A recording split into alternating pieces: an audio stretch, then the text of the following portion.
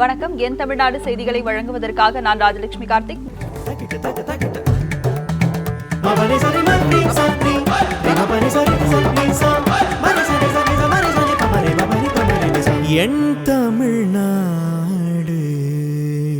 சென்னை வானகரம் அருகே தொழிற்சாலைகளில் ஏற்பட்ட பயங்கர தீ விபத்தில் பல லட்சம் ரூபாய் மதிப்பிலான பொருட்கள் எரிந்து சேதமடைந்தன.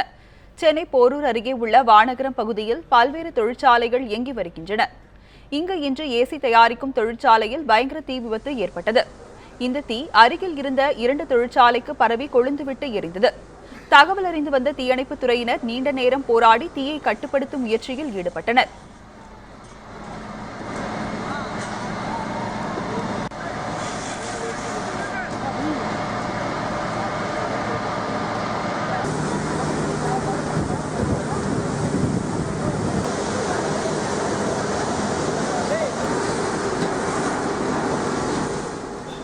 மேலும் அந்த பகுதியில் கடும் புகைமூட்டம் நிலவி வருவதால் சாலையில் செல்லும் வாகன ஓட்டிகளுக்கு பாதிப்பு ஏற்பட்டுள்ளது. அங்கு போக்குவரத்து நெரிசலும் காணப்படுகிறது. 11:45 பார்த்தீங்கன்னா இந்த சுற்றுவட்டார எல்லாத்துக்கும் பார்த்தீங்கன்னா கரண்ட் கட் ஆச்சு. கரண்ட் கட் ஆனதுக்கப்புறம் தான் எல்லாரும் வெளியில் பார்க்கும்போது பார்த்தீங்கன்னா சுற்றியும் புகை, எல்லாரும் சுற்றி பார்க்கும்போது புகை நிறையா இருந்தது. அதுக்கப்புறம் எல்லாரும் இமீடியட்டாக இங்கே வந்தோம். மேபி அதுக்கு ஒரு 15 நிமிஷத்துக்கு முன்னாடி தான் ஃபயர் ஸ்டார்ட் ஆகிருக்கணும். 11:45 பார்த்தீங்கன்னா ஃபஸ்ட்டு 2 வண்டி பார்த்தீங்கன்னா ஃபயர் சர்வீஸ் வந்ததுக்கப்புறம் இந்த கம்பெனியோட ஒரு பகுதி மட்டும் தான் எரிஞ்சிக்கிட்டு இருந்தது. உள்ளே இருக்க எம்ப்ளாயிஸ்லாம் என்ன பண்ணாங்க, எல்லாரும் ஒரு 120 பேர் இருக்காங்கன்னு நினைக்கிறேன். ஒரு அப்ராக்சிமேட்டாக இன்னும் எக்ஸாக்டாக தெரியல எவ்வளோ பேர் இருக்காங்கன்னு. 120 பேர் வெளியில் வந்துட்டாங்க. அந்த எம்ப்ளாயிங் உதவியை கொண்டு உள்ளே இருக்க பொருள் எனக்கு தெரிஞ்சு ஒரு பாதி பொருள் ஆல்மோஸ்ட் சேவ் பண்ணிட்டாங்கன்னு நினைக்கிறேன். இன்னும் ஆத்தென்டிகேஷனாக தெரியல எவ்வளோ பொருள் உள்ளே இருந்தது, எவ்வளோ எம்ப்ளாயிஸுக்கு இருந்தாங்க. ஆனால் இப்போ இருக்க ஸ்டேட்டஸ் பிரகாரம் யாருக்கும் எந்த உயிர் சேதமும் ஏற்படலை. பொருட்கள் எவ்வளோ சேதமாக இருக்குங்கிற மதிப்பு இது வரைக்கும் யாருக்கும் தெரியல. ஒரு சில பொருட்கள் கொஞ்சம் வெளியில் எடுத்திருக்காங்க. அந்த கம்பெனியோட எம்டிக்கு ஒரு பேட்டி கொடுத்தா தான் எவ்வளோ என்ன சேதம் ஏற்பட்டிருக்குங்கிறது கிளியராக மக்களுக்கு தெரிய வரும். சம்பவம் நடக்கும்போது கிட்டத்தட்ட 10:45 இருக்கும். ஒரு சிலிண்டர் வெடி சத்தம் கேட்கும்போது என்ன ஆச்சு ஏதாச்சுன்னு தெரியாமல் நாங்கள் எல்லாம் பதட்டமாக ஓடியாந்து பார்க்கும்போது புகையாக கிளம்பிச்சு. அப்போ தான் அந்த தீ மூட்டம் அதிகமாக ஃபயர் இன்ஜினுக்கு ஃபோன் பண்ணாங்க. மக்கள்லாம் பப்ளிக்கெலாம் கூட்டிட்டாங்க. நிறைய ஜனங்கள்லாம் வந்துட்டாங்க. பட் அப்புறம் என்ன பண்ணுறது ஏது பண்ணுறது தெரியல. ஸோ 7 தீயணைப்பு துறை எங்களால் கண்ட்ரோல் பண்ண முடியல. அவங்களாலே கண்ட்ரோல் பண்ண முடியல. கிட்டத்தட்ட மெட்ரோ லாரிகள்லாம் பப்ளிக் லாரிலெல்லாம் காசு கொடுத்து தண்ணி வாங்கி இன்னும் வரலாம் போராடிட்டு இருக்கோம். இந்த தீயை அணைக்கிறதுக்கு இன்னும் முடியல. பப்ளிக் தான் எல்லாத்துலேயும் ஹெல்ப் பண்ணுது. ஸோ போலீஸ்காரங்களோ கவர்மெண்ட்டோ யாருமே எதுவும் ஹெல்ப் பண்ணுறது எல்லாமே வேடிக்கை தான் பார்க்குறாங்க. நம்மளால் என்ன பண்ண முடியும்? இப்போ ஜல்லிக்கட்டு அந்த மாதிரி எல்லாத்துலேயுமே சரி பப்ளிக்லாம் ஹெல்ப் பண்ணுறதுனால ஸோ ஃபயர்ன்றதுனால நம்மளும் பண்ணலாம். நம்மளால் என்ன முடியும்? பரவாயில்லவா, நம்மளால் முடிஞ்சது 4 பேர் காப்பாற்றலாம். ஃபயர் அணைக்கிறதுக்கு என்னவோ தண்ணி வண்டி அவங்கள மூலயமா பசங்க எல்லாரும் ஒன்று சேர்ந்து இளைஞர்கள் தான் எல்லாமே முன்னுக்கு நிற்கிறாங்க. லோக்கலில் இருக்க பசங்க, நூம்பல் பசங்க சரி, இந்த மதுரையில் சுற்றி இருக்க எல்லா பசங்களும் லோக்கல் பசங்க ஹெல்ப் பண்ணாங்க.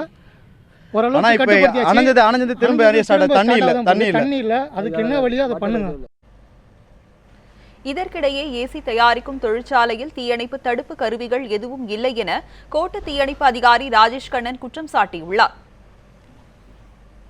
என்ன பிரச்சனை அப்படின்னா, இது டெம்பரரி ஷீட்டுங்கிறதால இந்த ஷீட் அப்படி அந்த மெட்டல் அந்த அயன் பில்லர்லாம் பெண்ட் ஆகி ஃபுல்லாக எரிஞ்சிட்டு இருக்கிறத கவர் பண்ணிட்டு, அதனால் அதை ஜேசிபி மூலமாக அதை இது பண்ணி நாங்கள் ஃபயரை அணைச்சிட்ருக்கோம்.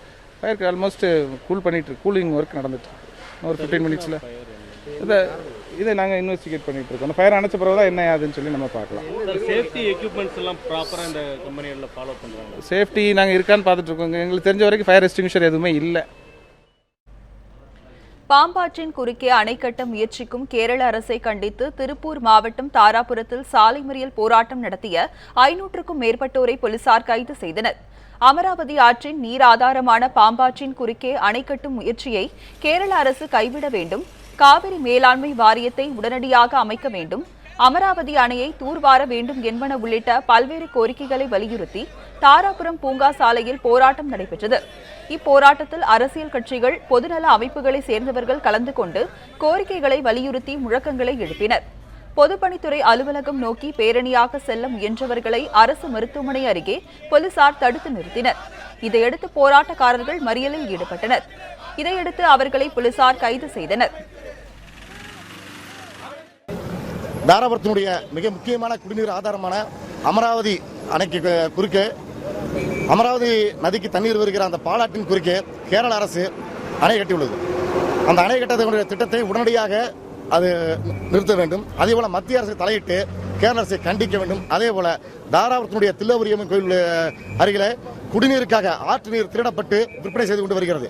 இதை கண்டுகொள்ளாத அதிகாரிகளையும் நாங்கள் தூத்துக்குடி அருகே குடும்ப தகராறில் மனைவியை எரித்து கொன்ற கணவனுக்கு ஆயுள் தண்டனை விதித்து மாவட்ட முதன்மை அமர்வு நீதிமன்றம் உத்தரவிட்டுள்ளது. எட்டயபுரத்தை சேர்ந்த தம்பதியர் குருசாமி மாரிலட்சுமி இடையே குடும்ப தகராறு இருந்து வந்ததாக கூறப்படுகிறது. கடந்த 2012ஆம் ஆண்டு குருசாமி தமது மனைவி மீது மண்ணெண்ணெய் ஊற்றி தீ வைத்துள்ளார். இதில் படுகாயமடைந்த மாரிலட்சுமி சிகிச்சை பலனின்றி உயிரிழந்தார். இது தொடர்பான வழக்கு தூத்துக்குடி மாவட்ட முதன்மை அமர்வு நீதிமன்றத்தில் நடந்தது.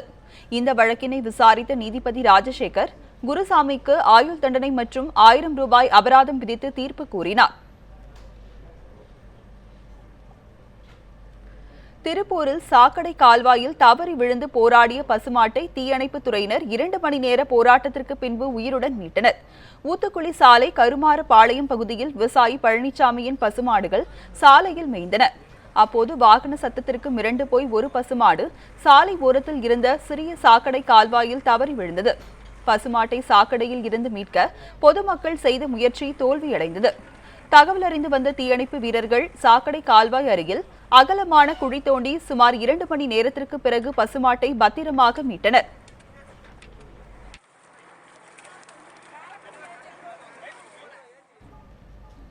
தமிழக மீனவர்கள் மீதான துப்பாக்கிச் சூட்டை கண்டித்து நாகப்பட்டினத்தில் 9வது நாளாக இன்றும் மீனவர்கள் போராட்டத்தில் ஈடுபட்டுள்ளனர். ராமேஸ்வரம் தங்கச்சி மடத்தை சேர்ந்த மீனவர் பிரிட்ஜோ இலங்கை கடற்படையால் சுட்டுக் கொல்லப்பட்டதை கண்டித்து ராமேஸ்வரம், நாகை உள்ளிட்ட பல இடங்களில் மீனவர்கள் தொடர் போராட்டத்தில் ஈடுபட்டு வருகின்றனர். இந்நிலையில் மத்திய அரசுடன் நடைபெற்ற பேச்சுவார்த்தையை அடுத்து தங்கச்சி மடத்தில் நடந்த போராட்டம் கைவிடப்பட்டது. இதனைத் தொடர்ந்து நாகப்பட்டினத்தில் மீனவர்களுடன் தமிழக அமைச்சர்கள் பேச்சுவார்த்தை நடத்தினர். ஆனால் இந்த பேச்சுவார்த்தை தோல்வியடைந்ததை அடுத்து மீனவர்கள் அங்கு போராட்டத்தை தொடர முடிவு செய்தனர். இதனால் 9வது நாளாக அங்கு போராட்டம் தொடர்கிறது. 3வது நாளாக மீனவர்கள் உண்ணாவிரத போராட்டத்திலும் ஈடுபட்டு வருகின்றனர். கன்னியாகுமரி மாவட்டம் ஆரல்வாய்மொழி அருகே வீட்டில் தனியாக இருந்த பெண் கத்தியால் குத்தி கொலை செய்யப்பட்டார். ஆரல்வாய்மொழி அருகே உள்ள குருசடி பகுதியைச் சேர்ந்த ஆதித்யன் மனைவி ஷாலினி கருத்து வேறுபாடு காரணமாக கடந்த சில ஆண்டுகளாக கணவரை பிரிந்து வாழ்ந்து வந்தார். இந்நிலையில் வெகு நேரமாகியும் இன்று ஷாலினி வீட்டை விட்டு வெளியே வராததால் சந்தேகமடைந்த அண்டை வீட்டுக்காரர்கள் உள்ளே சென்று பார்த்தனர். அப்போது அங்குள்ள அறையில் நிர்வாண நிலையில் கழுத்தில் கத்திக்குத்து காயங்களுடன் ஷாலினி இறந்து கிடந்தார். தகவலறிந்த போலீசார் சடலத்தை மீட்டு பிரேத பரிசோதனைக்காக அரசு மருத்துவமனைக்கு அனுப்பி வைத்தனர். மேலும் இது தொடர்பாக வழக்கு பதிவு செய்து விசாரணை நடத்தி வருகின்றனர். திருநெல்வேலியில் பன்றிக் காய்ச்சலுக்கு பலியானோர் எண்ணிக்கை 5ஆக உயர்ந்துள்ளது. சாத்தான்குளத்தை சேர்ந்த மரிய கிரேசி பன்றிக் காய்ச்சல் அறிகுறியோடு நெல்லை வண்ணாரப்பேட்டை தனியார் மருத்துவமனையில் சிகிச்சை பெற்று வந்தார். அவருக்கு நோயின் தாக்கம் அதிகமான நிலையில் சிகிச்சை பலனின்றி பரிதாபமாக உயிரிழந்தார். இதனால் நெல்லையில் பன்றிக் காய்ச்சலுக்கு பலியானோர் எண்ணிக்கை 5ஆக உயர்ந்துள்ளது. இந்நிலையில் நெல்லை அரசு மருத்துவமனையில் பன்றிக் காய்ச்சல் சிகிச்சைக்கு உருவாக்கப்பட்டுள்ள பிரத்யேக வார்டில் தற்போது 6 சிறுவர்கள் உட்பட 9 பேர் சிகிச்சை பெற்று வருகின்றனர். மேலும் பன்றிக் காய்ச்சல் சிகிச்சை வார்டில் பணியாற்றும் ஊழியர்கள், நோயாளிகளின் உறவினர்களுக்கு நோய் தடுப்பு மருந்து வழங்கப்பட்டு வருவதாக சுகாதாரத்துறை அதிகாரிகள் தெரிவித்துள்ளனர். தூத்துக்குடி அரசு மருத்துவக் கல்லூரி மருத்துவமனையில் இன்று ஒரே நாளில் டெங்கு காய்ச்சல் அறிகுறியுடன் 40 குழந்தைகள் அனுமதிக்கப்பட்டுள்ள சம்பவம் அதிர்ச்சியை ஏற்படுத்தியுள்ளது. தூத்துக்குடி மாவட்டம் முழுவதும் டெங்கு காய்ச்சல் வேகமாக பரவி வருவதாக கூறப்படுகிறது. தூத்துக்குடி சுற்றுவட்டார பகுதிகளில் உள்ள பல்வேறு மருத்துவமனைகளில் டெங்கு அறிகுறியுடன் ஏராளமானோர் சிகிச்சை பெற்று வருகின்றனர். இந்நிலையில் தூத்துக்குடி அரசு மருத்துவக் கல்லூரி மருத்துவமனையில் இன்று ஒரே நாளில் டெங்கு காய்ச்சல் அறிகுறியுடன் 40 குழந்தைகள் அனுமதிக்கப்பட்டுள்ளனர். குழந்தைகள் சிகிச்சை பிரிவில் 100க்கும் மேற்பட்ட குழந்தைகள் சிகிச்சை பெற்று வருகின்றனர். இதுகுறித்து தூத்துக்குடி அரசு மருத்துவக் கல்லூரி முதல்வர் டாக்டர் சாந்தகுமாரிடம் கேட்டபோது, டெங்கு சிகிச்சைக்கு தனியாக மருத்துவக் குழு அமைக்கப்பட்டு 24 மணி நேரமும் தீவிர சிகிச்சை அளிக்கப்பட்டு வருவதாகவும், டெங்கு காய்ச்சலை முற்றிலுமாக குணப்படுத்தக்கூடிய மருத்துவ வசதிகள் அரசு மருத்துவமனையில் உள்ளதாகவும் தெரிவித்தார். ரேட்டில் பார்த்தோம் அப்படின்னா நான் ஒரு அபவுட் 40 கேசஸ் இருக்குங்க.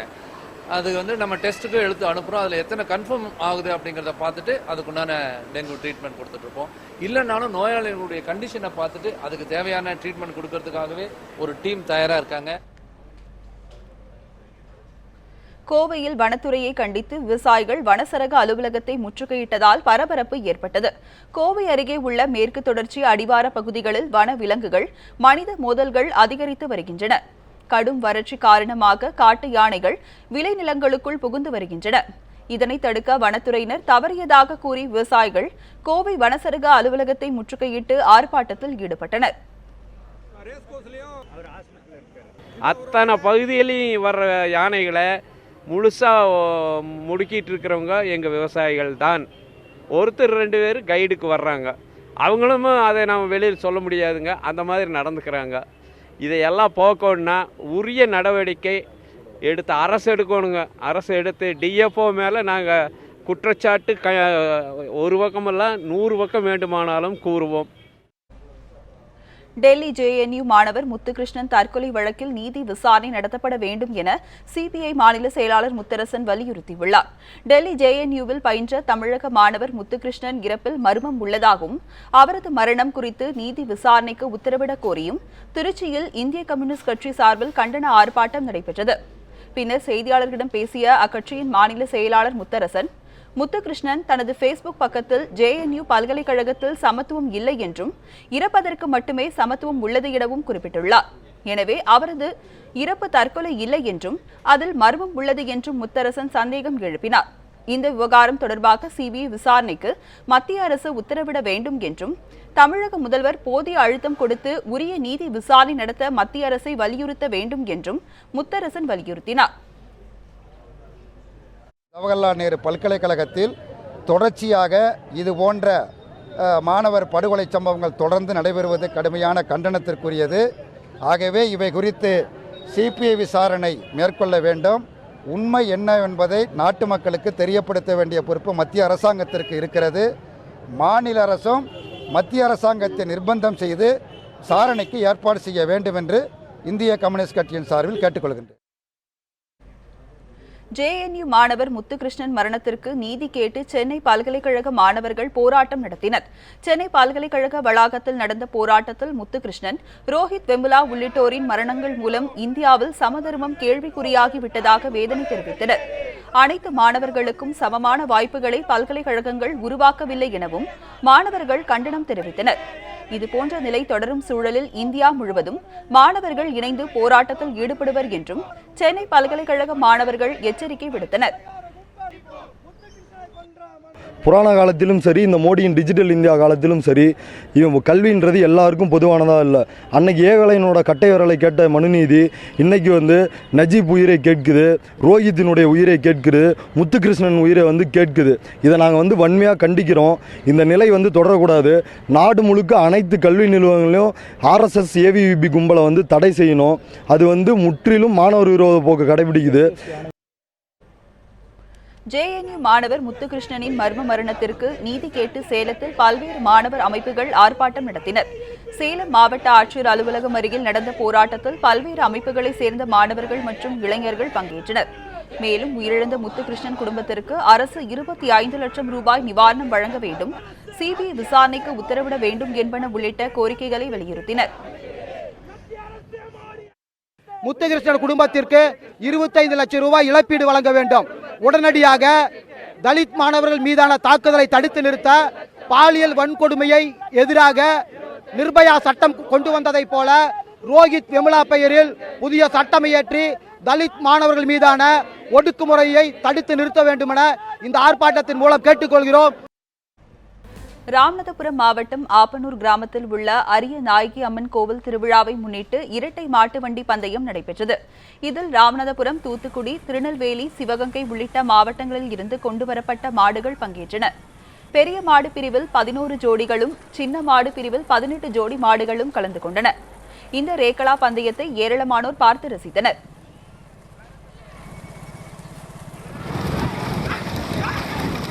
இதேபோல் சிவகங்கை மாவட்டம் கோட்டூர் கிராமத்தில் மாட்டு வண்டி பந்தயம் நடைபெற்றது. இப்போட்டியை காங்கிரஸ் கட்சி சட்டமன்ற கட்சித் தலைவர் KR ராமசாமி, திருப்பத்தூர் சட்டமன்ற உறுப்பினர் KR பெரிய கருப்பன் ஆகியோர் துவக்கி வைத்தனர். இதில் சிவகங்கை, புதுக்கோட்டை, ராமநாதபுரம் உள்ளிட்ட மாவட்டங்களைச் சேர்ந்த 27 ஜோடி மாடுகள் பங்கேற்றன.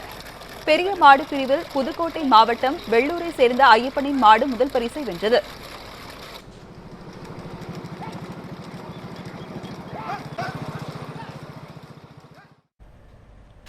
அதிமுக பொதுச் செயலாளராக VK சசிகலா தேர்வு செய்யப்பட்டதை எதிர்த்து OPS அணி தேர்தல் ஆணையத்தில் மனு அளித்துள்ளது. இதுகுறித்து அதிமுக MP நவநீத கிருஷ்ணனின் கருத்தை கேட்கலாம்.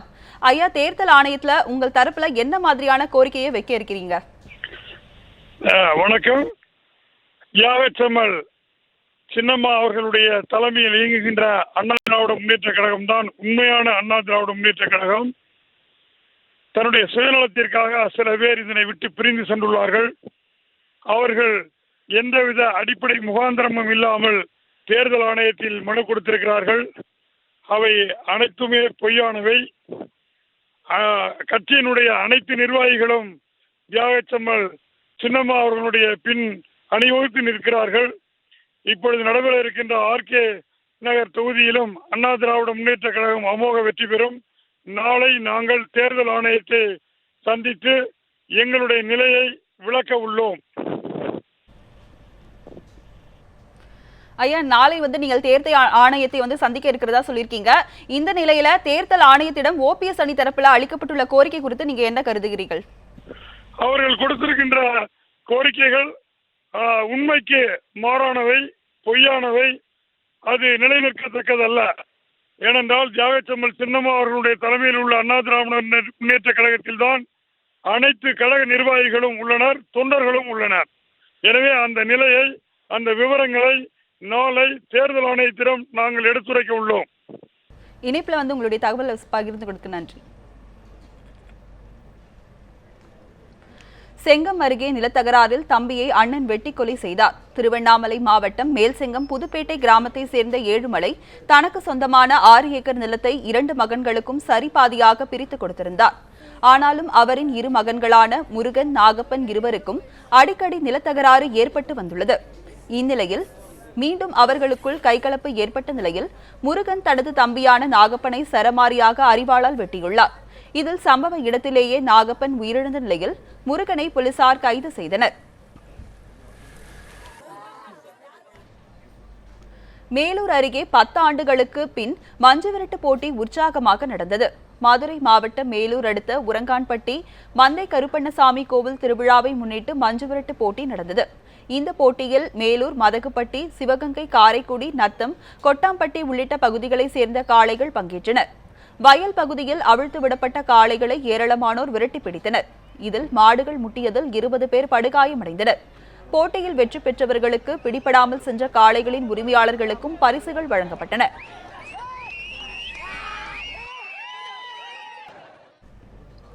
கூட்டு குடிநீர் திட்டத்திற்கு ஆழ்குழாய் கிணறு அமைக்க எதிர்ப்பு தெரிவித்து தஞ்சை அருகே கொள்ளிடம் ஆற்றில் இறங்கி பொதுமக்கள் போராட்டம் நடத்தினர்.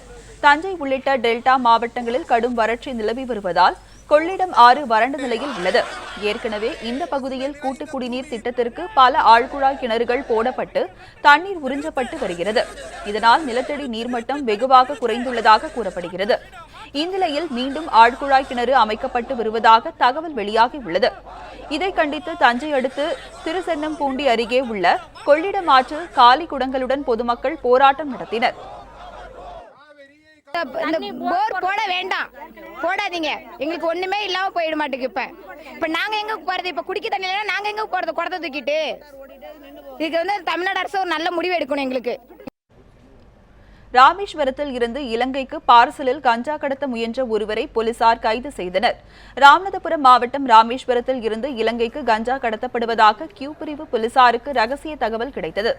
இதையடுத்து சம்பவ இடத்திற்கு வந்த போலீசார் அந்த பகுதியில் சுற்றித் திரிந்த நபரை பிடித்து விசாரணை நடத்தினர். அப்போது அவர் பூ பார்சல் போன்று கஞ்சாவை கடத்த திட்டமிட்டிருந்தது தெரிய வந்தது. இதையடுத்து அவரை கைது செய்த போலீசார் அவரிடம் இருந்து 20 லட்சம் ரூபாய் மதிப்பிலான 70 கிலோ கஞ்சாவை பறிமுதல் செய்தனர். சென்னை தாம்பரம் அருகே மென்பொருள் ஆலோசனை நிறுவன உரிமையாளரை ரவுடி கும்பல் ஒன்று அரிவாளால் வெட்டி கடத்த முயன்ற சம்பவம் பரபரப்பை ஏற்படுத்தியுள்ளது. கன்னியாகுமரியைச் சேர்ந்த ரொனால்ட் பிரபு என்பவர் தாம்பரம் பகுதியில் மென்பொருள் ஆலோசனை நிறுவனம் ஒன்றை நடத்தி வருகிறார். இன்று காலையில் தமது அலுவலகத்திற்கு ரொனால்ட் பிரபு காரில் சென்றபோது 2 கார்களில் வந்த 6 பேர் கொண்ட கும்பல் அவரை அரிவாளால் வெட்டி கடத்த முயன்றது. அப்போது ரொனால்ட் பிரபு கூச்சலிட்டதால் பொதுமக்கள் காரை நோக்கி ஓடி வந்தனர். மேலும் காரில் இருந்த ரவுடி கும்பலை பொதுமக்கள் மடக்கி பிடிக்க முயன்றனர்.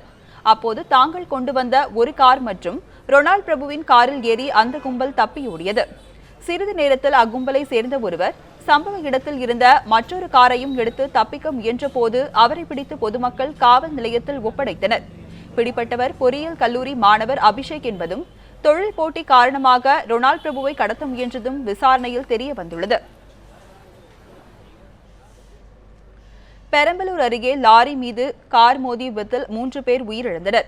பெரம்பலூர் அடுத்த வாலிகண்டபுரம் தேசிய நெடுஞ்சாலையில் சென்னையில் இருந்து தஞ்சாவூர் நோக்கி கார் ஒன்று சென்று கொண்டிருந்தது. அப்போது முன்னால் சென்ற லாரி மீது கார் மோதி விபத்துக்குள்ளானது. இதில் காரில் இருந்த சென்னையை சேர்ந்த ஜேம்ஸ், சௌரிராஜன் ஆகியோர் சம்பவ இடத்திலேயே உயிரிழந்தனர். காரில் இருந்த ஷர்மிளா, ஜூலி, மகாலட்சுமி ஆகியோர் படுகாயமடைந்தனர்.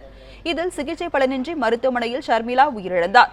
படுகாயமடைந்த ஜூலி, மகாலட்சுமி ஆகியோர் திருச்சி அரசு மருத்துவமனையில் தீவிர சிகிச்சை அளிக்கப்பட்டு வருகிறது. இச்சம்பவம் குறித்து வழக்கு பதிவு செய்து போலீசார் விசாரணை நடத்தி வருகின்றனர். மேற்கு தொடர்ச்சி மலைப்பகுதிகளில் பெய்த கனமழையால் மேட்டுப்பாளையம் பவானி ஆற்றில் நீர்வரத்து அதிகரித்துள்ளது. கோவை மாவட்டம் மேட்டுப்பாளையம் மற்றும் அதன் சுற்றுவட்டார பகுதிகளில் கடந்த சில மாதங்களாக கடும் வறட்சி நிலவி வருகிறது. பவானி ஆறு நீரின்றி வறண்டதால் விவசாயிகள் கடும் பாதிப்பு அடைந்தனர். இந்நிலையில் கடந்த சில நாட்களுக்கு முன் நீலகிரி மாவட்டத்தின் பல்வேறு பகுதிகளில் மழை பெய்தது. இதனால் பவானி ஆற்றுக்கு நீர்வரத்து அதிகரித்துள்ளது. இதனால் விவசாயிகள் மற்றும் பொதுமக்கள் மகிழ்ச்சி அடைந்துள்ளனர். கடந்த 6 மாதங்களும் பார்த்திங்கன்னா மேட்டுப்பாளையத்தில் பவானி ஆற்று மிக வறட்சி காலமாக இருந்துச்சு. நீர்வரத்து இல்லாமல், மழை இல்லாமல், குடிக்க தண்ணீர் இல்லாமல் 4 நாளுக்கு ஒரு முறை தான் தண்ணி விட்டுட்டு இருந்தாங்க. வாரம் ஒரு முறை இப்படி ரொம்ப கஷ்ட காலங்களாக இருந்துச்சு. விவசாயிகளுக்கு தண்ணி இல்லாமல் ரொம்ப கஷ்டப்பட்டு இருந்தோம். சமீப காலமாக தான் மேற்கு தொடர்ச்சி மலையில் மழை பெஞ்ச காரணத்தினால தான் இப்போ பவானி ஆற்றில் நீர்வரத்து இருக்குது. இதே மாதிரி கோடை காலங்கள்லையும் மழைகள் மேலும் வந்தால் மட்டும்தான் இங்கே வந்து குடிக்க தண்ணீரும் விவசாயத்துக்கு இருக்குன்னு நாங்கள் எதிர்பார்க்குறோங்க.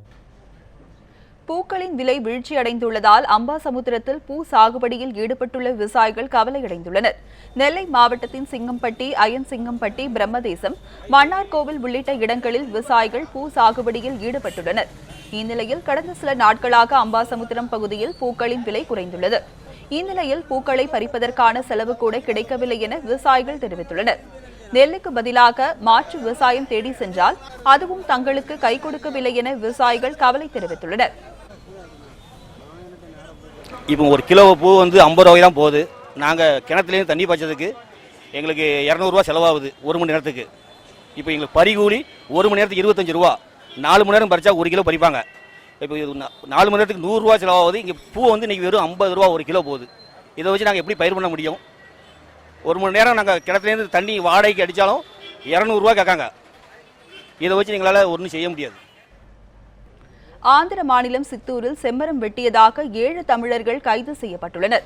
செம்மரம் வெட்டி கடத்துவதாக வந்த தகவலின் பேரில் சோதனை மேற்கொண்ட போலீசார் பழமநேரி அருகே உள்ள கங்காவரம் பகுதியில் சோதனை நடத்தினர். அப்போது நாமக்கல் மாவட்டத்தை சேர்ந்த செம்மர கடத்தல் கும்பலிடம் அவர்கள் அளித்த தகவலின் பேரில் மேலும் 5 தமிழர்களை போலீசார் கைது செய்தனர்.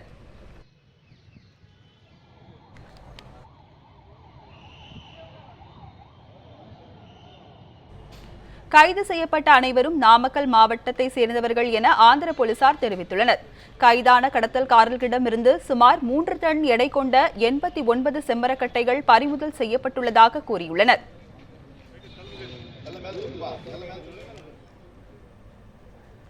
இத்துடன் என் தமிழ்நாடு செய்திகள் நிறைவு பெறுகின்றன. தொடர்ந்து இணைந்திருங்கள் நியூஸ் 7 தமிழுடன்.